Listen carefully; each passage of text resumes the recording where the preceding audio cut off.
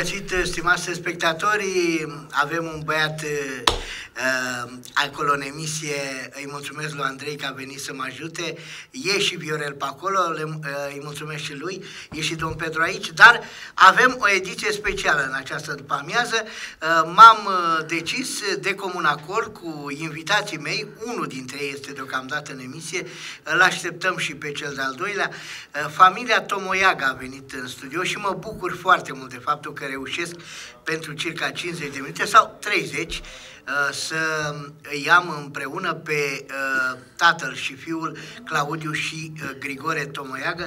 Am decis asta într-un moment în care săptămâna trecută l-am avut aici pe Claudiu, am zis că n-ar fi rău să vină și tatăl domniei sale, cu care am făcut sute de emisiuni, cred, până acum. Domnul Grigore Tomoiaga este în prezent acum în studioul televiziunii Etalon. Spuneam că l-așteptăm și pe Claudiu, care e în drum spre Râmnicu Vâlcea. Până una alta să stăm de vorbă așa un pic ca de la om de sport la om de sport cu domnul profesor Grigore Tomoiaga. Bine ați venit, domnule profesor. Bine v-am găsit. Avem un scaun gol, vedeți, între noi. Așteptăm așadar să vină și băiatul. Domnule profesor, sunteți, chiar dacă nu mai sunteți acum vicepreședinte al AJF-ului, sunteți aproape de conducerea AJF-ului. Am văzut zilele trecute că, de fapt ieri sau nu știu, Comitetul Executiv al AJF-ului a decis înghețarea campionatelor la Liga 4 și la Liga 5-a. La Liga 4 am văzut că s-a decis ca 4 echipe să promoveze în Superliga și la Liga 5-a două câștigătoare. Două echipe, dar care vor, că primele am înțeles că nu doresc să promoveze. Ce vreau să vă întreb, este posibil să se facă un campionat cu 18 echipe sau cum se va face sezonul viitor? Nu, cu 16, că sunt 12 acum. Referitor, m-ați întrebat, promovează 4, bun, promovează unde promovează și unde joacă. Nu cred că vom începe campionatul viitor. Când? În august ar trebui. În august ar trebui să începem cu etape de Cupa României. Cupa României, da. Da, 2 etape de Cupa României pe 15 august și în continuare, la sfârșitul lunii, să începem campionatul. La noua denumire, Liga 4, Liga 5, Liga 6, se schimbă că nu ne dă voie federația, am înțeles cu Superliga și Elită și nu știu mai ce. Liga 4, Liga 5, Liga 6. Da, adică Liga 1, Liga 2, Liga 3, Liga 4, nu sărim acolo. Să fie Superliga, da. Superliga devine Liga 4. Da. Așa. Ați văzut aseară finala Cupei României, ați văzut declarația domnului Burleanu, domnului președinte al FRF. La final. La final, numai la Liga 2 și la Liga 3, ca să se respecte protocolul sanitar, ca să testezi stafful și cei 20 de jucători, 20 ceva de jucători, stafful tehnic, stafful de conducere, așa, în jur de 5 milioane de euro. Dacă la Liga 2 și la Liga 3, bineînțeles la Liga 1 se procedează și acum, se respectă acest protocol sanitar, ne-or lăsa pe noi la județ să jucăm fără să facem testare? Nu, trebuie. Da. 2. Nu vedeți că și dacă la Liga 2 și la Liga 3 costă 5 milioane, câte echipe sunt? 80, cu 100 de echipe, să zic. Noi avem, câte echipe avem aici la județ? Păi câte aveți? Păi câte avem? Că avem 18 vom avea acum la așa, vom avea o serie de 16, 32 și cu vreo 40 de echipe. Deci să zicem că suntem la jumătatea Liga 2, Liga 3. Costă 2 milioane jumate de euro. De unde scot? De unde scoți banii? Cum e la noi, majoritatea echipelor sunt susținute de primării. Pot să dea primăriile, nu 2 milioane jumate, 1 milion de euro, să zic, pentru testări. E legal. Păi de asta zic că nu găsesc modalități, cred, nu cred că e legal. Că am văzut, apropo de chestia cu Minerul Costești, zicea, din câte am înțeles, că își vor da jucătorii banii ca să se facă testarea. Că primăria cred că nu găsește o portiță. Domnul Gerea, pentru o echipă, pentru că reprezintă județul, se vor găsi niște fonduri, se vor găsi niște sponsori. Dar cine o să plătească toate testele COVID la toate echipele de la Liga 6, să spun, până la Liga 4, la prima echipă de Liga 4? Vă sperie ca Și cum o să nu o să ne dea drumul să jucăm. Până nu apare acel vaccin. Acum mă uit și eu, acum citesc, că nu sunt adeptul teoriilor conspiraționiste că spun că nu există, că nu. Există clar COVID-ul. Deci până nu va apărea acest vaccin, care va apărea cel mai devreme la începutul anului 2021, se spune că deja rușii îl testează, americanii îl testează inclusiv pe oameni, că se găsesc destui voluntari care pentru bani sunt în stare să... Da. Să facă virgulă cobai. Da, să fie cobai, da. Și până nu va apărea acest vaccin, cum o să jucăm fotbal? Îmi explicați și mie? Apropo, 1111 parcă astăzi, sau 1011, vă sperie... Da, 1112... 1112 astăzi. Da. Vă sperie un pic... Din care 50 sunt forme severe, nu asimptomatică. Ai virusul, cum spun ăștia, o simplă răceală și așa că se duce. Nu, da, 50 sunt la ATI. Da, plus că am văzut că ieri, de exemplu, nu știu, astăzi au murit 39 parcă, odată într-o zi. Deja începe să te sperie. Revenind la fotbalul ăsta al nostru mic, bine, unde, că am văzut Oltețul al 1, locuri au unde să joace, terenuri, da. am pot să zici de stadioane. Malaia dar e problema bun. e că dumneavoastră vă puneți întrebarea, se va putea relua sau va începe campionatul în august? Eu vă spun, nu va începe campionat. Nu știu cum se vor ține meciurile astea de baraj acum. Trebuie făcute, stați așa un pic, că e grav, că trebuie făcute testele după sau înaintea fiecarei etape, nu? Deci noi începem campionatul în august, suntem pe 23 iulie, că v-ați notat acolo în ce dată suntem. Da. Deci într-o lună de zile. Și comitetul executiv de la altăieri, la AJF Vâlcea, s-a ținut online, pe Zoom. Adică noi începem fotbalul, iar noi, comitetul executiv, unde sunt 9 oameni sau 7 oameni, cât sunt, îl ținem pe Zoom, nu? Dar jucăm fotbal. Da. Deci, și nu eu să zici că până la iarnă, până în decembrie, până... Luna viitoare trebuie să înceapă campionatul, nu? Într-o lună. Și atunci, de fapt, dumneavoastră, când preconizați așa? Anul ăsta nu, eu zic că nu se va juca fotbal.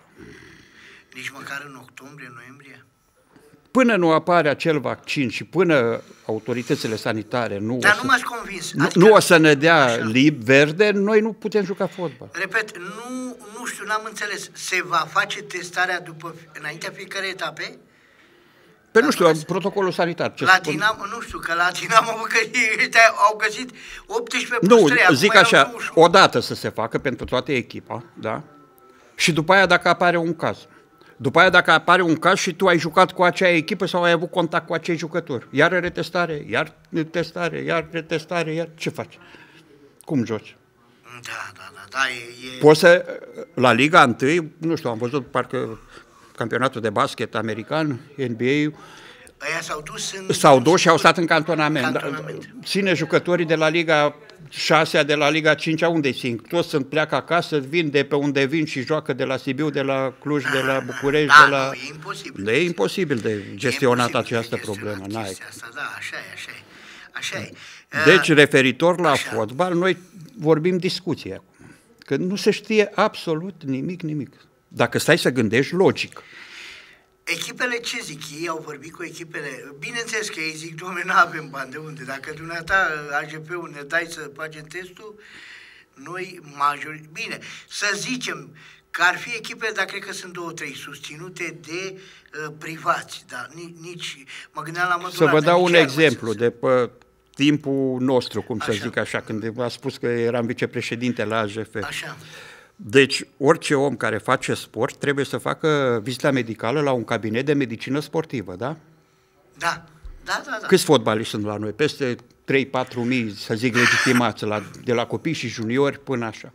Doamna Fota ar trebui să stea 24 din 24 să facă vizita medicală. Și atunci noi, în comitetul executiv, am luat decizia ca jucătorii să poată juca pe viza medicală pusă de medicul de familie, fiecare unde e. Că practic ăla știe tot istoricul tău medical. Da, e corect, așa e, corect, da. Dacă ai ceva, te duci la medicul de familie și el îți recomandă. Te duci la medicii specialiști. Da, dacă ai ceva, îți spune, da.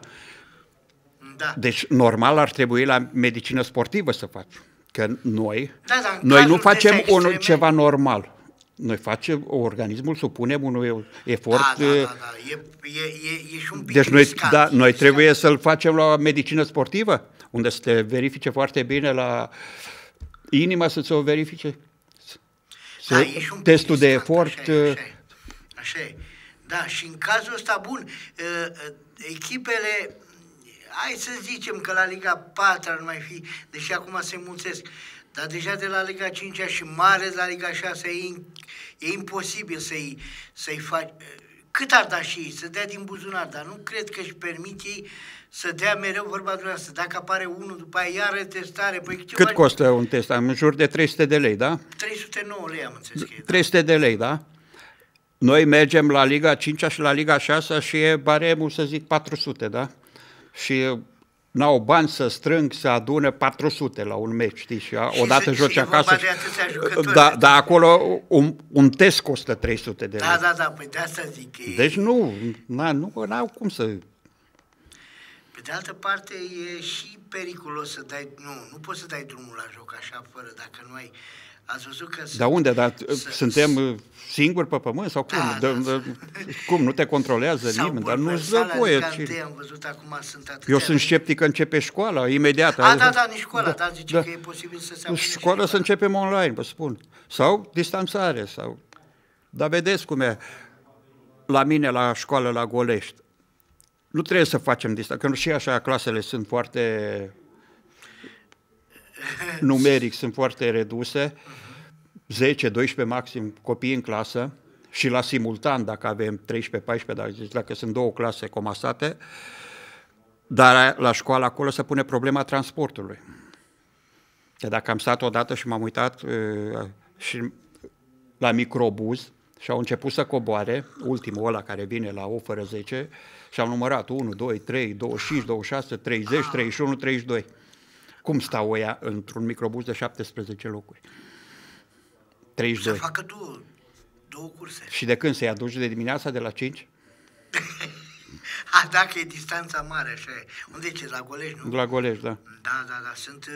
Câte sate sunt? Dar noi, acolo, totuși am putea să facem să schimbăm, să învețe de dimineață, de la 8 la 12, clasele mici, și după masă să învețe clasele mari.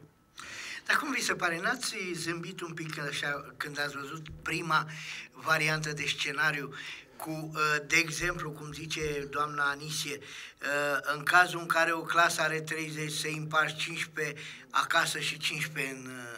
Da, asta e metoda aia hibrid, adică să nu vină toți odată la școală. Da, cum să vină ăia și ăia să stea? Păi profesorul ăla cum poate să predea? Păi predea... În același timp și online și... Nu știu. S-ar putea, dacă cum să transmiți în direct... Păi de asta zic. Da. Cum să transmiți? Ar trebui să fie și... Dacă nu lucrezi cu ăia în clasă, să zic, ora clasică, cu jumătate care vin, și cu ceilalți după ore lucrez online, pe Zoom.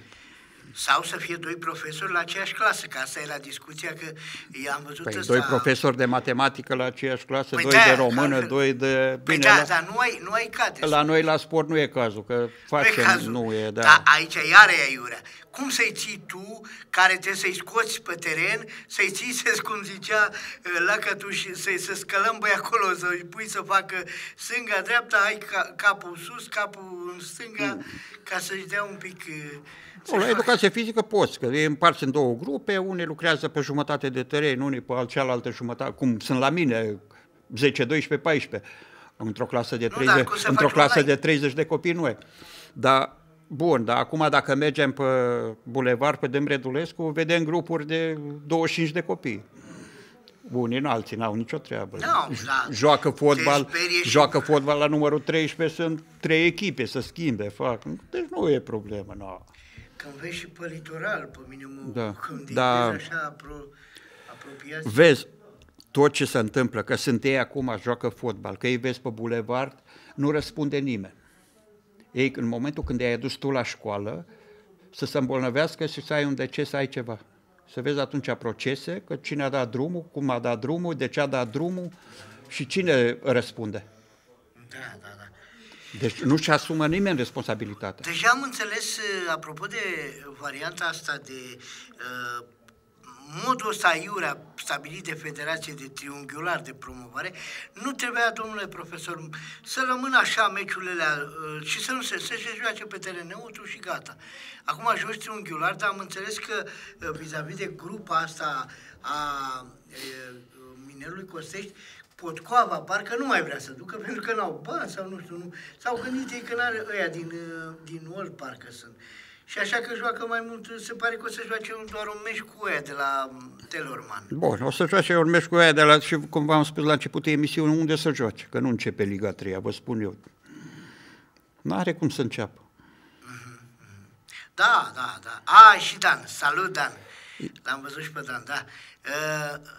Liga 3 e, cum sunt semi-profesioniști? O să vedeți joi pe 30, Liga are comitet executiv să discute ce se întâmplă. Ați văzut, Dinamo a intrat toată echipa în... 21! Au intrat în izolare 2 săptămâni, până pe 5 august. E Liga 1, Liga profesionistă. Și tu te duci să joci cu echipa de juniori? Da, așa, am văzut Ștefan...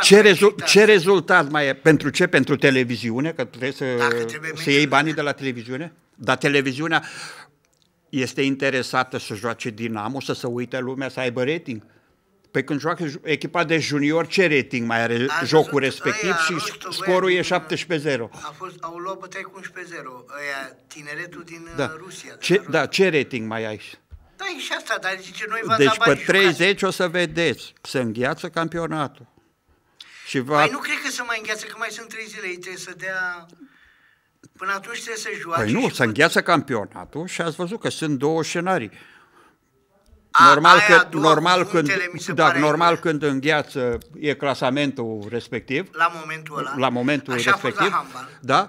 Sau mai e și varianta cealaltă că puncte în număr de meciuri jucate. Și atunci se schimbă total. Se schimbă total, că atunci, de exemplu, am înțeles că CFR Cluj ar fi CFR Cluj e campion. Iar Dinamo se salvează că ar fi a 3-a după viitorul. Păi nu, că dacă îngheață nu mai cade nimeni. Da, de căzut nu mai cade nimeni. Și ai varianta asta, că ați văzut toate echipele și toți marijii, inclusiv Hagi, ca să-l citez aici, e de acord, nu play-off, nu play-out. Să facă 16 sau 18. El vrea 18, da, 18 echipe, tur-retur și găsesc date. Să nu se mai joace cu play-off, cu play-out, să se joace o singură, adică cum era înainte. Da. 18. Și eu, la cât suntem noi ca și populație, la 20 de milioane, 16 echipe e corect ar fi. Acum 18. Că 18, în situația asta de criză medicală, ce să faci? Le bași pe 4, primele 4 și... Astăzi, și vă spuneam înainte de a intra în direct, l-am văzut pe Justin Ștefan, că văd că el mai mult intră acum, vorbește, decât Burleanu. Burleanu a vorbit aseară ceva, dar Justin Ștefan a ieșit astăzi cu o declarație și a zis că, comitetul lor ăla de urgență a decis să se joace meciurile și că Dinamo e obligată să joace cu tinere, cu junior, cu cine, să joace meciurile, altfel pierde 3-0 la Masa Verde. Ziceți dumneavoastră că asta va ține probabil până pe 30, când o să cadă tot. Va ține până pe 30, iar referitor ce a spus că domnul Burleanu nu este în organizarea domnului Burleanu, Liga 1. Da, nu este ăsta, nu este ăsta deci, de la Liga, așa. Federația organizează Liga 3, Liga 2 și Cupa României. Liga 1 este organizată de Liga Profesionistă. De aia este Justin Ștefan și el dă declarații... Da, chiar nu este ăsta, a fost un fotbalist care e președintele Ligii. Gino Iorgulescu. Gino, de ce nu este el, dar chiar? Nu știu, Gino niciodată nu l-am văzut eu să iasă în față, să iasă la televizor, să iasă și acum cu problemele care le are el cu băiatul, vă dați seama. Acum. Pe de altă parte, apropo de chestia cu Vlad, știți regulamentul, ce am văzut eu că a zis încă o dată Justin, dom'le, apropo de Vlad, Vlad a luat cele 2 cartonașe galbene într-o competiție organizată de LPF. Cupa e organizată de Federație. De asta nu s-a acumulat și de asta nu are substanță ceea ce au cerut cei de la Dinamo. E corect așa? Deci noi mergem la testări, că Da. și în iarnă am fost testat ca observator la Liga 3 și n-am observat niciun meci. Acum am înțeles că iar dăm testare și iar nu vom observa. În regulamentul de organizare a activității fotbalistice este stipulat clar. Cartonașele galbene, avertismentele, cum sunt, se țin separat.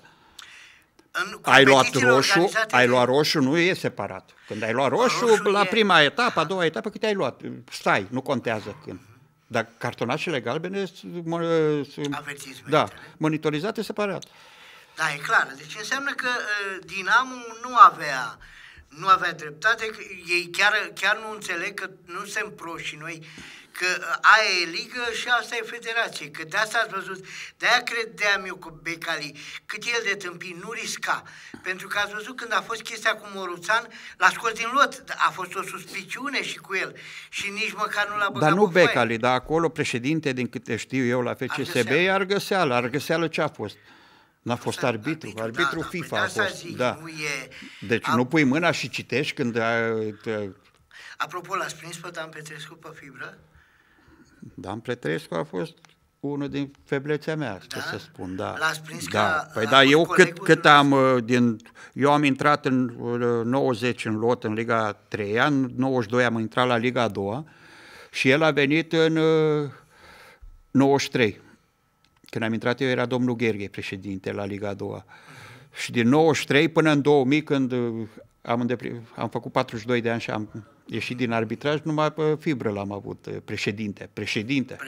Da. Un om extraordinar. Din ce s-a spus că a făcut infarct sau n-am înțeles? Nu. A avut un cancer sau ce a avut? Din ce am citit și eu și am vorbit cu Florin Chivulete, Chivulete a fost... Copilul lui, între ghilimele, așa. El a botezat și că Dan Petrescu are un băiat, i-a botezat, i-a fost naș, așa, i-a botezat copiii după aia. Ce s-a întâmplat? A zis că acum vreo 2 luni l-a chemat la el, Dan Petrescu, cum era Dan Petrescu, om normal ca și noi, mai mergea la un grătar, mai la un șpriț, mai o bere și s-a dus la Florin, la Chivulete acasă și... Au făcut un grătar, au băut un vin și l-a întrebat pe Florin, dar cine m-a adus pe mine aici? Avea Alzheimer sau ce? Nu mai știa? Când au văzut ăștia, nu e ceva în neregulă cu Dan. L-au dus la analize, tumoare pe creier. Tumoare pe creier și în 2 luni de zile a fost dus. Dacă nu era chestia, poate nu știa. Inoperabilă și vârsta care o avea 76 de ani și ați văzut, om care dacă venea aici se adunau 30 de oameni și când începea el să povestească de jocurile care le-a arbitrat și... Da, ce chestie! Dar vedeți, dacă nu era întâmplarea asta, nu s-a aflat poate și murea... Nu știa lumea de ce a murit. Zicea că a avut iară COVID.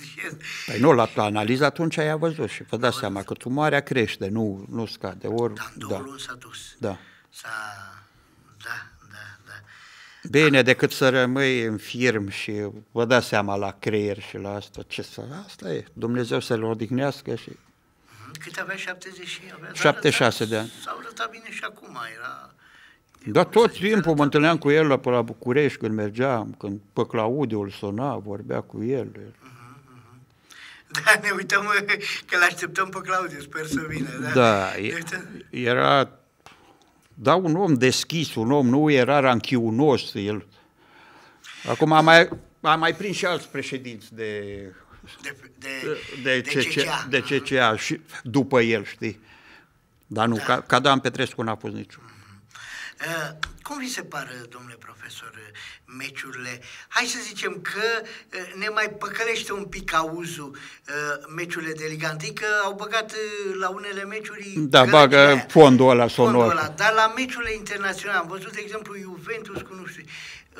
s-aude tot, bine că măcar acolo nu prea înțelegi ce zic. Cum vi se par fără spectatori? Cineva zicea clar că anunța fără... băiatul zicea că anunța fără... Da, e groaznic să se pără. Auzi când lovește mingea, când a spus unul ceva, când ca la fotbal mai scapi o vorbă așa de duh, așa mai... Nu, fotbalul se joacă cu spectatori și pentru spectatori. Atunci cum? De ce joci fotbalul? Ca să jucăm eu cu tine sau cum? Asta e, eu n-am înțeles, deși există vorba aceea, o explicație, domnule profesor, de ce țările mari, puternice, totuși, Italia, Anglia, Spania, au dat drumul la fotbal. Ei, uite, Franța n-a dat decât la Cupa României. Să fie o teamă așa mare, Dumnezeu, nu riscăm. Totuși... Deci nu este de joacă cu această boală. Nu vin ăștia conspiraționiști. Nu se poate să moară atâția oameni, nu se poate să se îmbolnăvească atâția oameni, cum s-au dus inconștienții aceia în Piața Victoriei. Și le-a spus bine doctorul Marinescu. Veniți, intrați la terapie intensivă, inspirați adânc și după aia vorbim dacă există boală sau nu există boală. Da, așa e. Sunt unii care încearcă... Bine, sunt unii care încearcă ei să iasă în evidență prin orice. Cum au venit și ea cu amenințările la doctorul Arafat. Sunt niște nebuni, niște descreierați. Locul lor nu e în societate. Ăia trebuie luați și tratați și duși. Nu, bine, nu omor, nu le faci nimic, dar îi lei și îl tratezi și îl vezi ce are omul ăla. Că el, dacă vorbește așa, îți dai seama că nu are toate țiglele pe casă.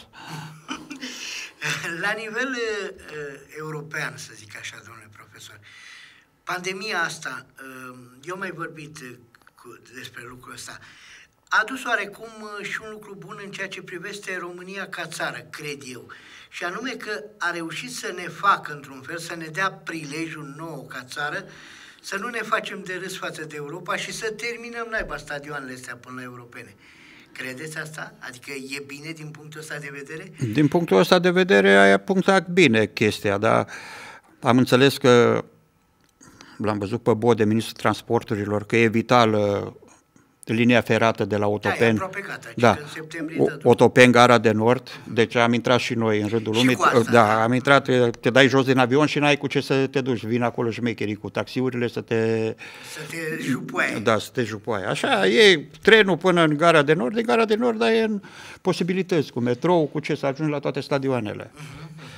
Bine, pe de altă parte, domnule profesor, se tot spunea că nu era vorba, că era Arena Națională și restul se găsiseră. Ilie Oană pentru antrenament. Da, dar nu puteai. Deci toate stadioanele care s-au construit, Arcul de Triunf, Ghencea și care se fac pentru antrenament. Nu și Rapidul. Și Rapidul, nu pentru joc. Nu pentru joc, da. Era Arena Națională. Deci nu rămâne FIFA, UEFA la mâna că terminăm noi, nu? Alea sunt inspectate cu un an înainte, cu 2 ani, să vadă ce condiții ai, tot.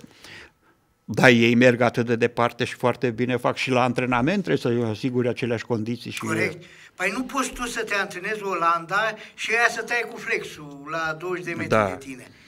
Adică mi se pare totuși un pic respect. Nu poți să faci antrenamentul oricum, o echipă bună. Nu, o echipă profesionistă nu poți să te antrenezi. Și apa plată e de nu știu în ce sticlă și mâncarea e nu știu cum și... Nu poți, transportul, păi e calculat totul la secundă, la ce oră mănâncă, la ce oră se culcă, câte calorii, ce mănâncă ăla, ce mănâncă celălalt, cum, nu.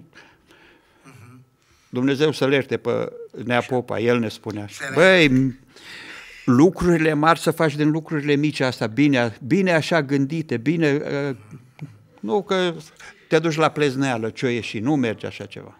De fapt ați văzut că nemții, eu din punctul ăsta de vedere îi apreciez și din multe altele. Au fost primii care au dat drumul din nou la meci, dar au avut ceva strict. Nemții sunt nemți, au avut ceva nemțești, adică sunt nemți. Da, nemții sunt nemți. Dacă el spune cum suntem noi aici să stăm la 2 metri, păi ei la 2 metri stau. Dacă spune, intră unul în magazin și cu mască, unul intră, nu... La noi ce să faci când se duce mitralieră, deputat, doctor și se ceartă cu polițiști? Câte clase are polițistul? Păi nu are importanță câte clase are polițistul ăla. Că dacă avea clasele lui și mintea lui, se făcea și polițistul doctor. Nu? Da, el respectă legea, nu e pus acolo. Păi dar el e pus să respecte legea, normal. Corect, da. Dar acum nu te întreb eu câte clase are ăla, că stă în parc și nu mă lasă să intru cu câinele prin parc. Păi dacă spune în lege, în Consiliul Local s-a hotărât să nu se intre cu câini în parc, el nu mă lasă, bă, îl întreb, bă, dar tu câte clase ai? De ce nu mă las să intru eu cu câine?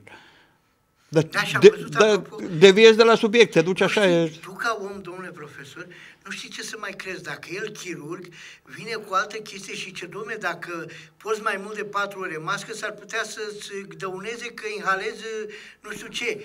Că eu sunt chirurg și atunci zici, bă, păi ăsta poate avea ceva. Deci Rădulescu ăsta și Buzatul de la Vaslui. Buzatul care e profesor de filozofie și care a făcut filozofia aia adevărată, deci minte luminată, nu poți să spui așa.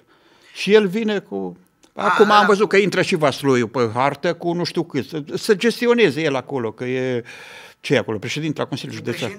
Da. Să gestioneze spitalul și că sunt sub ordinea lui, să vadă atunci să n-aibă paturi la ATI, să-i moară oamenii și atunci să spună, nu, dole, nu există coronavirus. Vedeți, din punctul ăsta de vedere, ăla de la Suceava s-a liniștit. A văzut că nu e, că e greu și s-a pitulat, să zic așa, în ghilimele. Păi a făcut el fluturi, a făcut el. Fluturi. Da, a făcut el COVID. A avut el COVID, da. A simțit-o pe propria piele, cum se zice, și uite, acum vezi, și ce boală perfidă, din ce am citit, că bat în lemn, n-am făcut-o, da.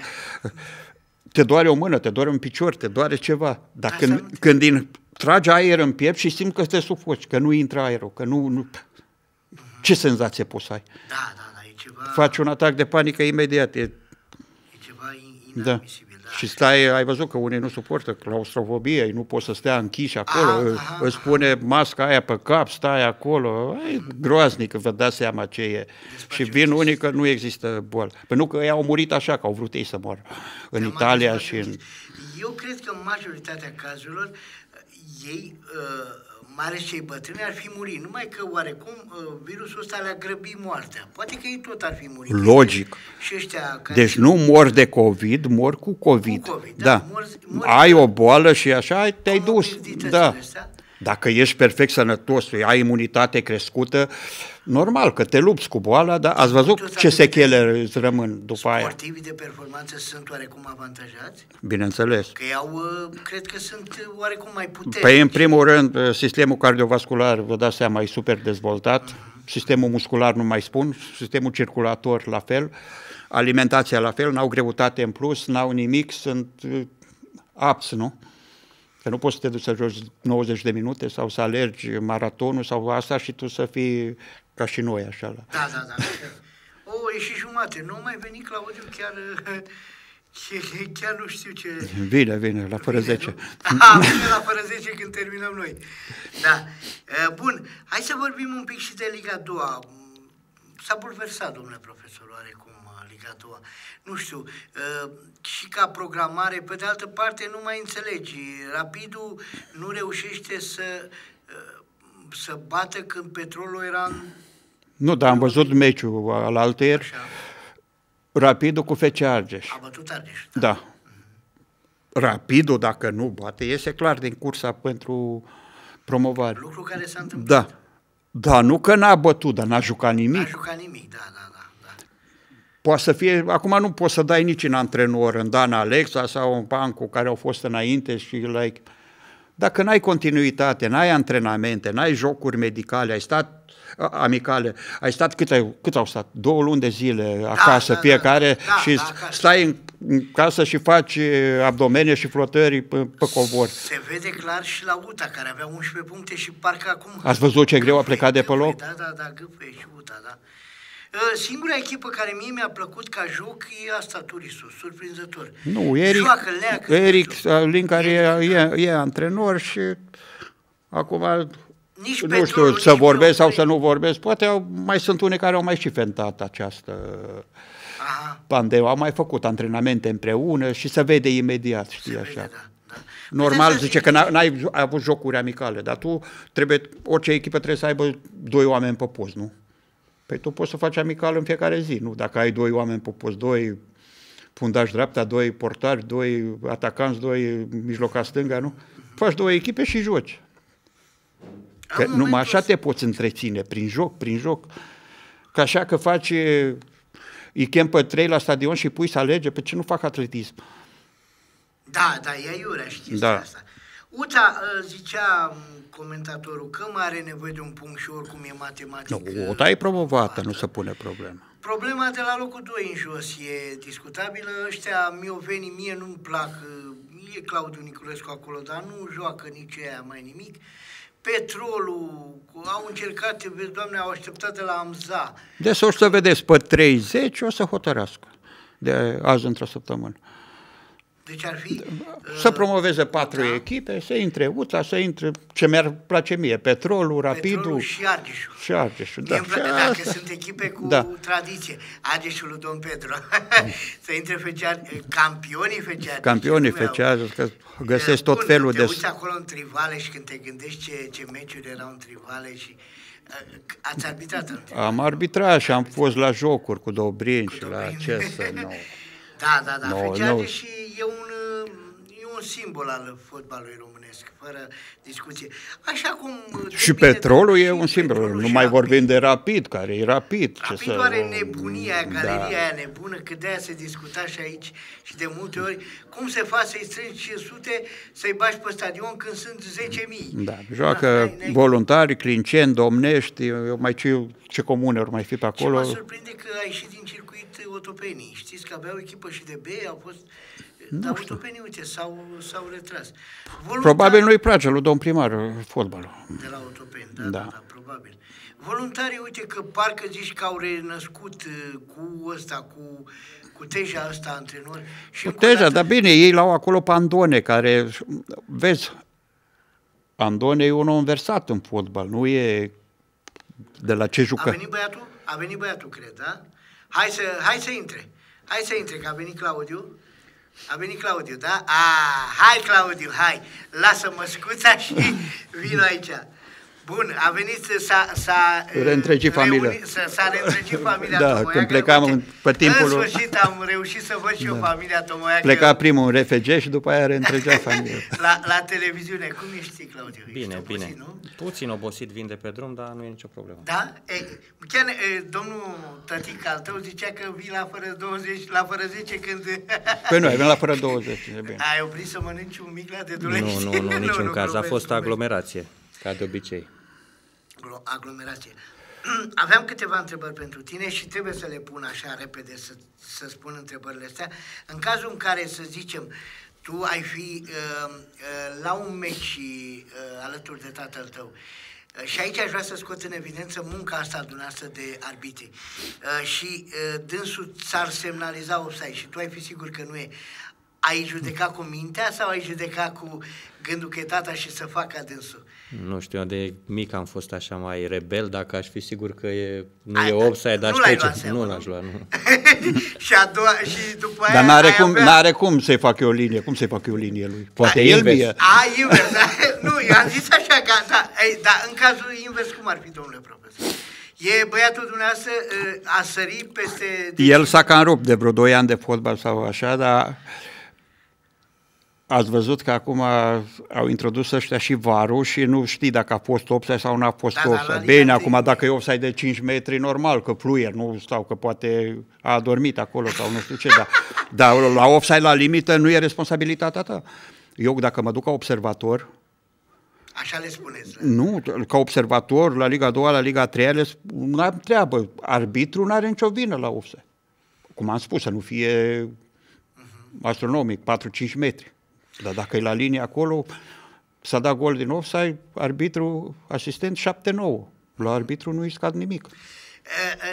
Deci, Claudiu, revenind la chestia asta, noi am mai vorbit și data trecută și de-aia mi-a făcut plăcere. Trebuie să mai reluăm, că ai venit doar 10 minute, așa că deci trebuie să ai psihicul tare, probabil, și spui tu asta și uneori, dacă ești sigur pe tine, chiar dacă ești prieten la cataramă, frate cu asistentul, dacă tu crezi că n-a fost ceva, treci și decizi tu, nu? Da, și în legile jocului scrie că arbitrul asistent se află sub puterea discreționară a arbitrului. Deci dacă arbitrul consideră că nu trebuie să-l ia în seamă pe arbitrul asistent, nu-l va lua în seamă. Mi s-a întâmplat de foarte multe ori la meciuri, am avut inclusiv prieteni arbitri asistenți și am trecut peste ei. După meci le-am spus cum am gândit eu și Am ajuns la aceeași Vreau să intervin eu un pic. Da, așa. La finala campionatului mondial, Sándor Pul, unguru, a fluierat 98 sau când, a fluierat peste arbitru asistent finală de campionat mondial. Cine ajunge să arbitreze finala campionatului? Și Sándor Pul. Cei mai buni dintre cei buni. Și Sándor Pul a fluierat peste arbitru asistent și a avut dreptate. Dar trebuie să fii 500% sigur că e ca tine.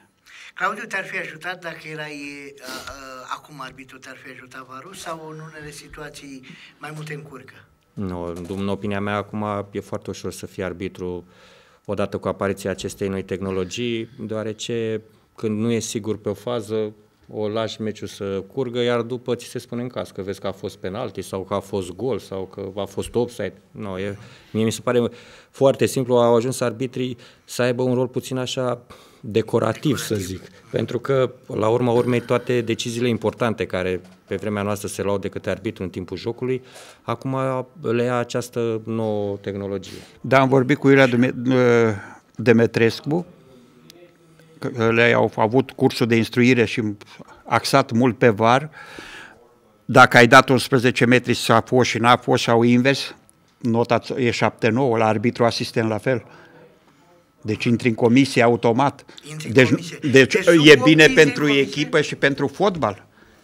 Dar pentru tine ca arbitru? Pentru tine ca arbitru e suspendat. E suspendat? Da. Dacă ai comis-o. Da. Ai lăsat gol și a fost offside 7-9, ai ridicat steagul și n-a fost offside 7-9. Eu am vorbit cu domnul profesor înainte de a veni tu despre situația asta de la Liga 1. Tu ce crezi? Pe 30 federația sau Liga va decide înghețarea campionatului? Tot ce este posibil, vedeți, numărul de cazuri de COVID se înmulțește la cam toate echipele și nu știu ce să zic, dacă, spre exemplu, la Dinamo, din 18 jucători, mai au, din ce am văzut, în 7 sau 8 valizi din lotul de seniori. Ei dacă joacă trebuie să bage jucători de la juniori, vor retrograda cu siguranță și atunci campionatul nu va fi decis de valoarea echipelor și va fi decis de starea asta de îmbolnăvirea jucătorilor, ceea ce mie nu mi se pare corect. Da, sare, cum vorbeam și cu domnul profesor, sare ăștia cu drepturile de televizare. Bă, voi trebuie să jucați că eu v-am dat banii înainte, dacă nu mi-e dați banii înapoi. Mă gândesc că au fost atât de inteligenți și cei care au negociat aceste contracte încât să prevadă clauze speciale. Eu așa știu că în fiecare contract sunt puse acolo clauze speciale. Condițiile alea. Da, sunt clauze speciale în caz de, nu știu, Doamne ferește, dacă începea un război, ce făceam? Jucam în timpul războiului? Toți cei care au drepturi de televizare, și cu asta am vorbit cu domnul profesor despre asta, se opun ca, campionatul viitor al Ligii 1 să aibă 16 sau 18 echipe, pentru că se mărește numărul de jocuri. Pe de altă parte, cum zicea și domnul profesor, asta ar fi bine pentru ei, că dau mai puțin, aceiași bani la mai multe meciuri. La mai multe echipe. Eu când îmi par la 14, îmi par la 18. Eu cred că echipele nu doresc. Echipele care sunt în frunte acum nu și-ar dori să împartă aceea sumă de bani la 18 decât să o împartă la 14. Eu cred că acolo e problema.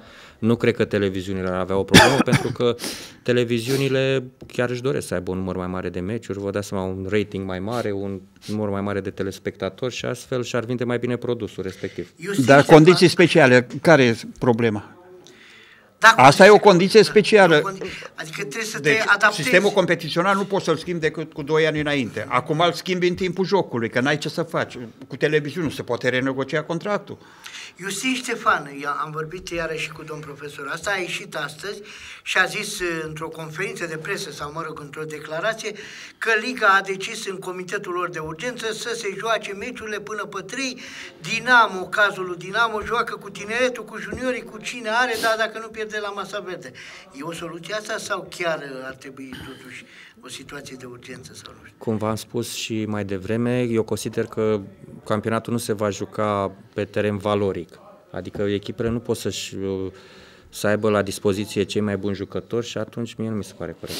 Unul n-aș accepta și cred că nici Dinamo nu acceptă acest lucru, nici Dinamo, nici Poliaș, nici voluntari. Acum și CFR Cluj exemplu, și Craiova a ajuns în situația asta. Ajunge FCSB campioana? Ajunge FCSB-ul, da, ajunge, da.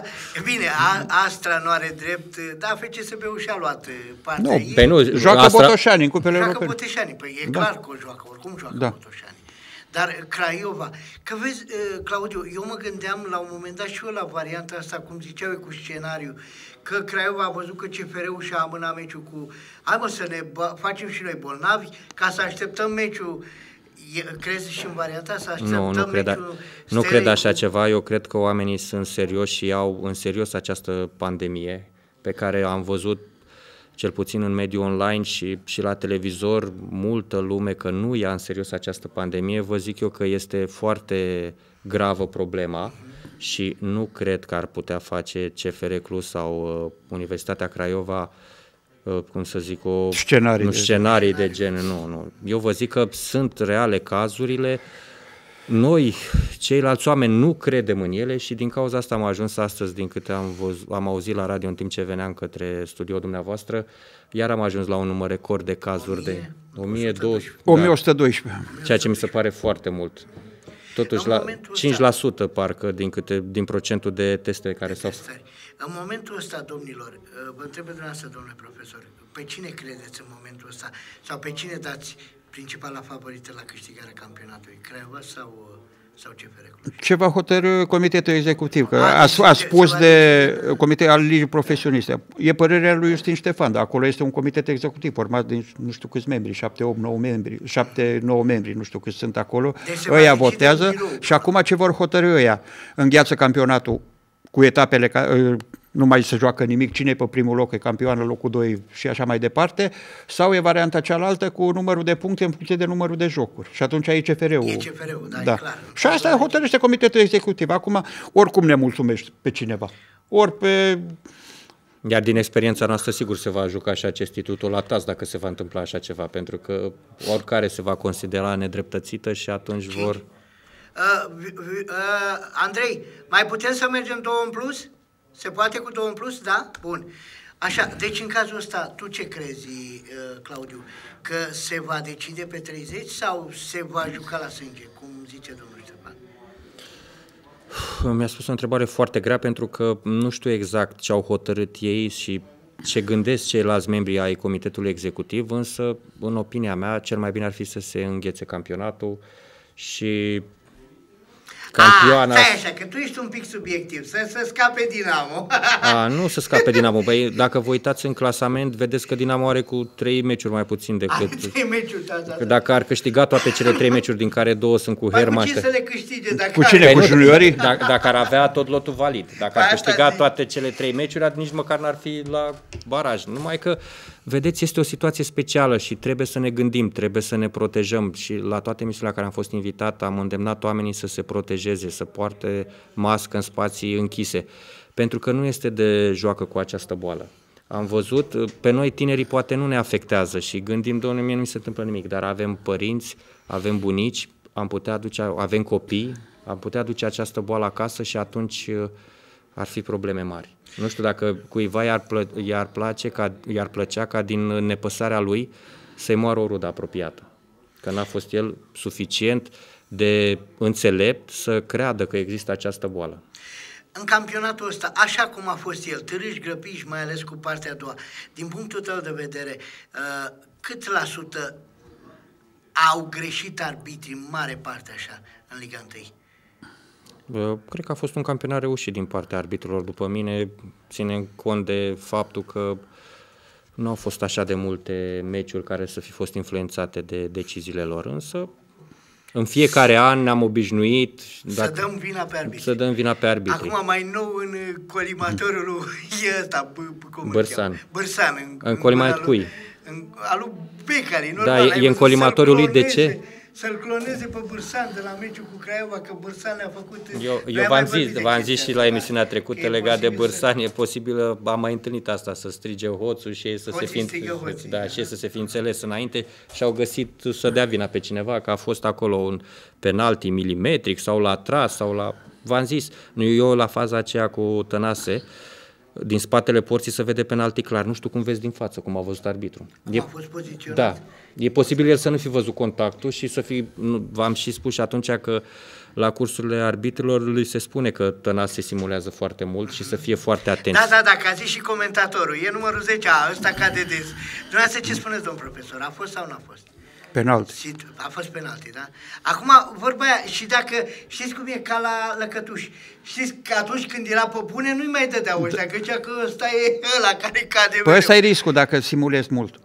Și când ai clar, zice lumea că tu ai simulat. Nu mai ești credibil, așa e.